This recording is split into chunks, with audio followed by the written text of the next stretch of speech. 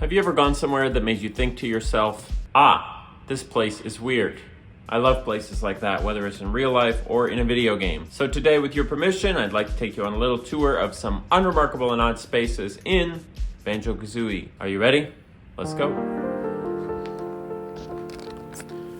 The entrances to the levels in Banjo Kazooie are all little themed rooms that are meant to sort of evoke the aesthetic of the level that you're about to enter. And that's the first set of places I want to show you. So this is the room leading into the final level of the game, which is called Click Clack Wood. And of course you can see it's themed as a fake wood. So you have these walls that are made of rock, and it looks kind of like they've carved trees into all of the walls. And they've built these big, we assume, fake trees that lead to a ceiling that's covered in painted leaves. And I'll talk more about that specifically when we look at one of these other places. But can we just acknowledge how Banjo Kazooie's atmosphere everything feels like it's built within a warehouse, but they didn't have like Disneyland budget. You know, like if you ever went to one of those indoor playgrounds as a kid and they had the big fake trees, they basically looked like this. They were less blurry,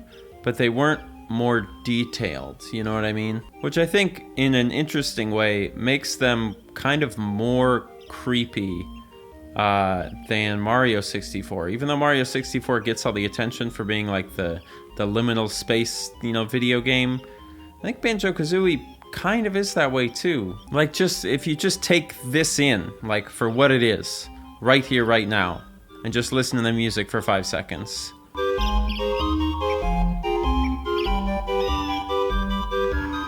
There's something weird about it. I'm telling you, there is something weird about it.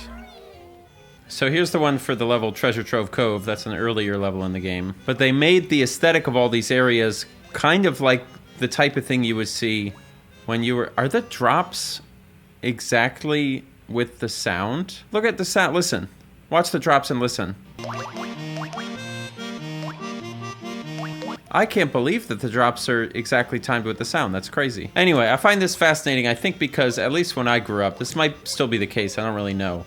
But when I grew up, this type of thing was really common, right? These like fake outdoors but built indoors, which is a weird kind of cultural moment in and of itself, because it's like we didn't want to put our kids in, after like the 70s and the 80s or something, we didn't want to put our kids like actually outdoors in case they would get hurt. It was like the start of that. So if you go to the suburbs, it would be like giant outdoor spaces, but fake and rubbery and built indoors, which is weird. But it was a conscious choice, right? To make Banjo Kazooie feel like a physical space rather than something a little more surreal. So it kind of ends up taking on the quality of one of those like mascot horror games in a way. If you think of something like Garden of Ban, or what's Poppy's Playhouse or whatever that one's called. Those games play with that same idea, which is whimsical world, but secretly it's built inside of a giant warehouse that you're trapped in. And if you add to that, like if you go up here, you can listen. You hear that random cackling of Grunty, right? In a way, you might be able to call Banjo Kazooie the progenitor of the mascot horror aesthetic. I mean, if this isn't a mascot horror face, right? I don't know what is. Compare that to the little Garden of Ban thing, and it's like nothing. And so here's the last one I want to show you quick, just to illustrate another big difference between Banjo Kazooie and other sort of first-party Nintendo games, right? Is the grass on the wall here. When we played Ocarina of Time, we mentioned the grass on the wall in one of the little places under the little caves, and where that grass felt like it was an attempt to emulate grass. This, again, feels like paint on a wall, which lends this whole castle. Is it a castle? Grunty's castle? It lends this whole space a really surreal, like, abandoned children's play park feeling. Like, I wish there was a way that I could... Oh, music volume. Oh!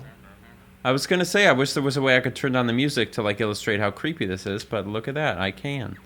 So check this out. Woo! Whee!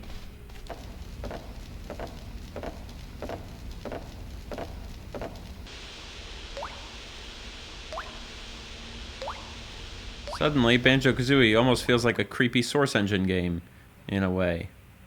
Because we're just in this reverberating warehouse. So that's enough of that. Yeah, the creepy vibes, actually. A little bit scarier now that the music's off than I expected it to be. So, cool. Great. Let's go on to the next place.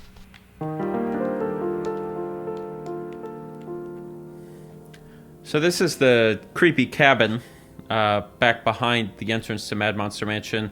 I don't exactly remember why you come out here, but you have to be transformed into a pumpkin to actually get in the door, so we're not going to do that right now. But the whole area around this cabin, because it's surrounded by this really, really low res, really great tree wall circle. And it's kind of an interesting departure because, we were talking about how the rest of Grunty's castle, the entrances have like painted skies on walls, but Mad Monster Mansion does not.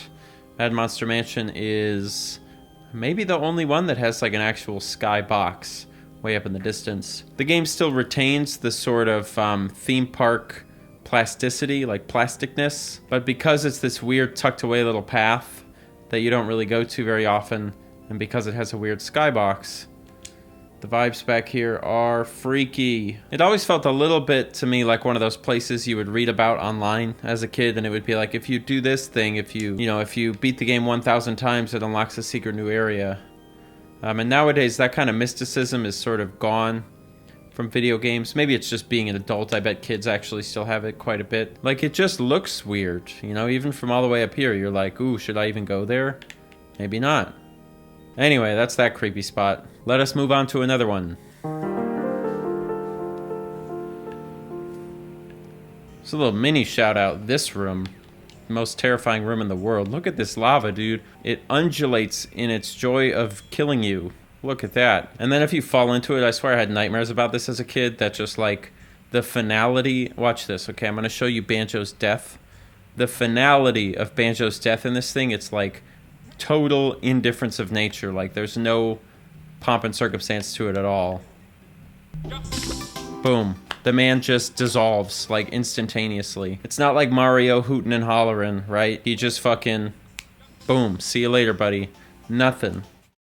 Before we go on to the next place and before Banjo drowns, I just really want to quickly tell you that this video was actually an Egg Controller request from Patreon. That's right, if you subscribe to Patreon at the Egg Controller tier, you can tell me what you want me to make. And this video was a request from patrons Inazuma Fool and Tin Tenlev. They wanted some Banjo Kazooie content, I believe. If you like this video, thank those folks. And if you can, hit me up on Patreon. It keeps the channel going.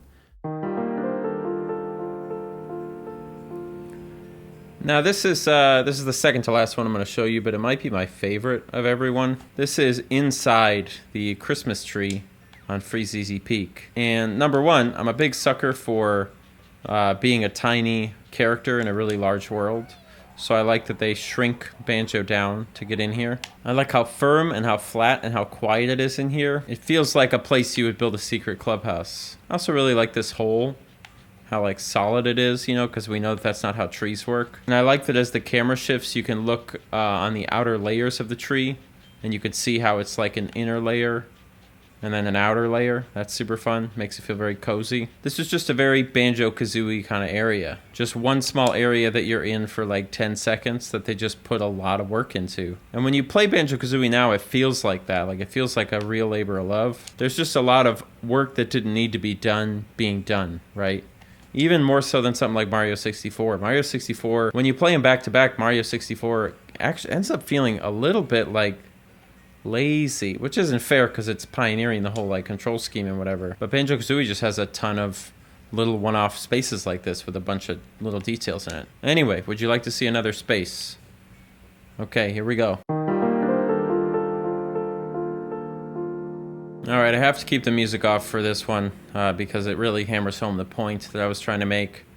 Look at this. Good God, this game is secretly terrifying. I mean, come on, what the hell's going on? A giant pit of water, and I know I'm like afraid of giant pits of water or whatever, but like this is a really terrifying room. Like, am I wrong that there's like something slightly Source Engine-y about this in the way that, much like those Source Engine games, they feel a little bit like apocalyptically warehousey? It's weird. These big giant rooms of water are really weird, and they're late in the game, so if you played it as a kid, you didn't spend a lot of time in them. so they feel like slightly further away from home, you know?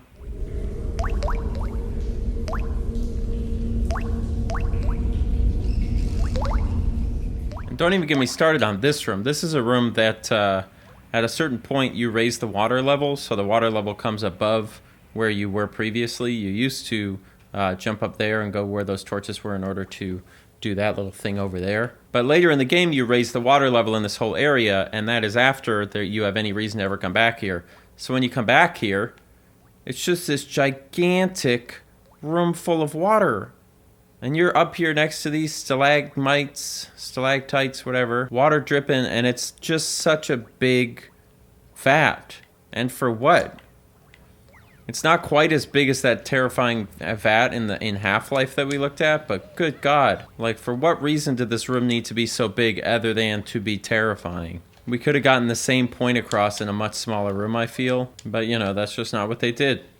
They made giant, terrifying warehouse spaces and tried to fill them with things that look like a children's playground, but it didn't. It's not fooling me anymore, is the point. And there are so many more other spaces in Banjo Kazooie that I would like to show you, but the video's over. We're going to cut it right there. If you have any spaces you felt like I missed, post them down below in the comments. Maybe we'll do a revisit, or at the very least, we can just reminisce together about the creepy places in Banjo Kazooie. Thank you so much for watching, folks. If you enjoyed the video, please post a comment down below saying you liked it. That tells me I'm making what you want to see. And you know, in my free time, I make a lot of music. I use that music in all my videos. So today, I'm going to leave you with another song. And if you don't like it, click one of the videos that pops up. That helps me in the algorithm a ton.